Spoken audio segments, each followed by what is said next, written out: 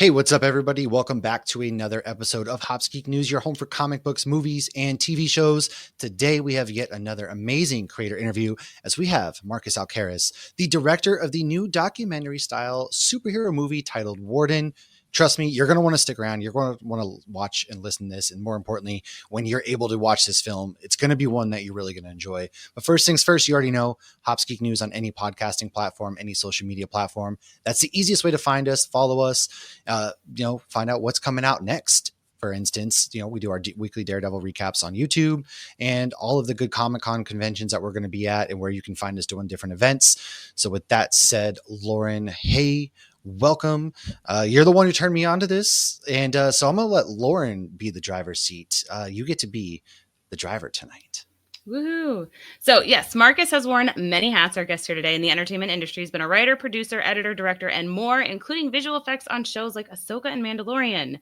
We are big Star Wars nerds here, so I had to give that a little bit of a mention. However, today we are talking about a very interesting and unique spin on one of the most popular genres today, and that is, of course, superheroes.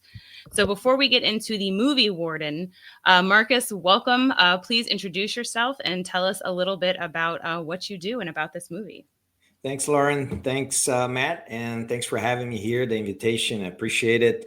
My name is Marcus. I'm a director, but I come from visual effects as well. So I worked for many years in the visual effects department of a few movies, including those series you mentioned, but also 300, Rise of the Planet of the Apes. So I've been always, for a long time, involved with the blockbusters and franchise and everything.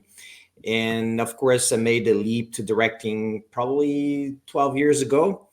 And ever since my first work, it's called The Flying Man. Probably some people might be familiar with it because it got the low, at the time, it got like more than 20 million views and it was talked a lot in a lot of places. It was really nice. And it was my first step into the superhero genre.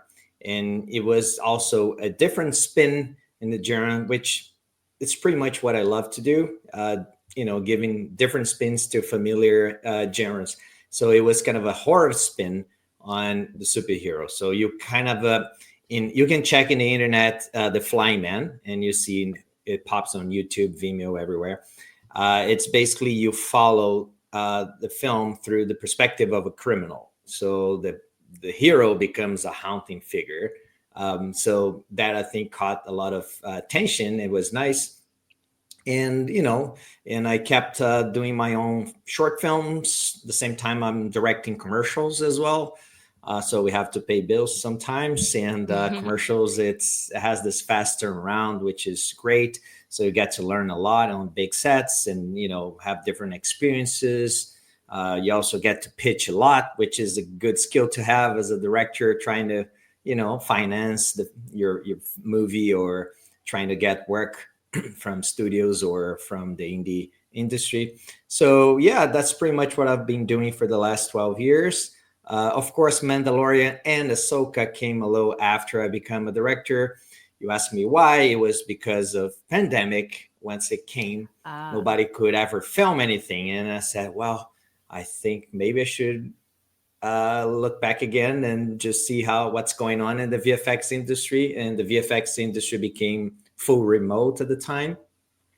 So I got this gig on Mandalorian, working remote. It was really cool. And there's a secret I never told anybody. The money I made from working on The Mandalorian, it helped me finance Warden. So wow, that's awesome.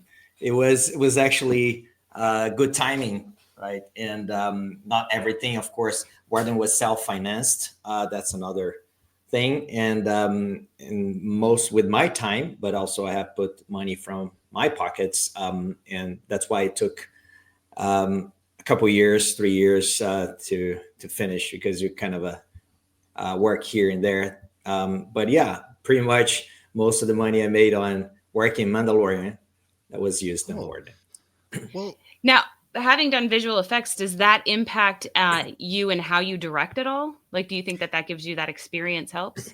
Yeah, I mean, in visual effects, I worked mostly in the animation departments, right? So animating the creatures, animating the robots and Mandalorian, that kind of stuff. But also I worked in previs, which I'm not sure if you're familiar with it, but it's a process that you kind of direct the film before going to set. So you work usually with, of course, other directors and producers and studios, and you create the type of action scene they want.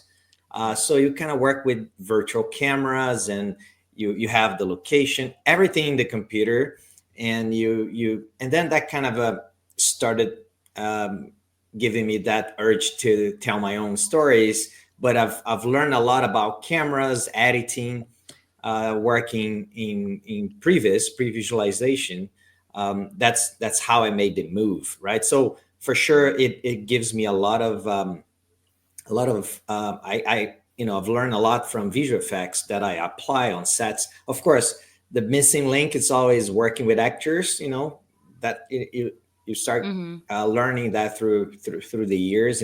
Actually working with, because visual effects, it's you and your computer, right? Yeah. Then You you don't have have to deal with any dailies. personalities or anything. Yeah. Yeah, you have dailies. But I mean, visual effects, I like to say it's great to start in visual effects because it gives you that kind of a feeling of collaborative work. And your routine, it's like someone like your supervisor or whatever, or a director, giving you critiques every day, maybe 3 times a day. So you kind of learn to digest and know the feeling of receiving, and so in a way you become very collaborative. And as a filmmaker, that became my nature of working. You hear more people, of course you have a vision, you start from there. But I love collaborating, having different people inputs, and I think it comes from visual effects. After working for so many years, you get to experience that. Right. That's And I will really, go ahead. I was just gonna. It's really interesting that you describe it that way, because I've never heard anybody describe work in visual effects. They've always said, "Yeah, it's collaborative," and you know what people say on the internet. But I think that's really cool that you kind of have taken something that some people could perceive as negative, which is, you're constantly getting critiqued, and then you flip that and actually use that in your, directing, and that's actually not a lot of people think to do that way. Yeah, I mean, you gotta always see the bright side of everything, but you always have two choices, right? It's either you're getting pissed, oh, this is screw my day, or you just think that, okay, so let's just, because I like to say visual effects about resilience in a way, because Mm. to approve a shot for a big film, for instance, like sometimes you go through 30, 40 reviews, right? So it's Ugh. all about a little detail nobody sees, And but you're a perfecting it. supervisor, or I was once a supervisor as well. So my work was to pick on people's shots as well. So you kind of, okay, this is hitting the wall here in the animation. Okay, I see this here. And you keep going until you approve. And then once you approve with your supervisor, it goes to VFX supervisor, and then it goes to the director, and then it comes back, and then you start the cycle all over again. That's why it's expensive, because you sometimes you work in a show for 9 months and you get to produce a minute of the film. Wow. So Wow. that's the kind of that's why I say it's about resilience. So you kind of train that side of being resilient too. Right, which is just great quality in life too, to be able to do that. But with the visual effects, I will say in Warden, before we go into it, I felt like they were so good and they looked so real. And I felt like that Yeah. was so important because of the type of story that this is, because of the realness that it was. So can you give us a little introduction about Warden and what it's about? Yeah, Warden is it's a superhero film, but it's told differently from what everybody would be expecting. So it's told as a documentary, right? And to me, the root thing here is telling the most realistic superhero story, if it would happen, right, in our society as currently is, right? The current state of our society. So I don't know how it's going to be in 10 years, 20 years, but we try to make this film in a way it's current, and it feels it's a story that happens in Brazil, right? Of course, not realistically, but it happens in Brazil, but it's an international vision of that story happening in Brazil. So in a way, it's not a Brazilian film. I'm Brazilian too. So to me, it's not a Brazilian film as per se. It's more of an international story that it's, you could see that happening in many parts of the world. If that, because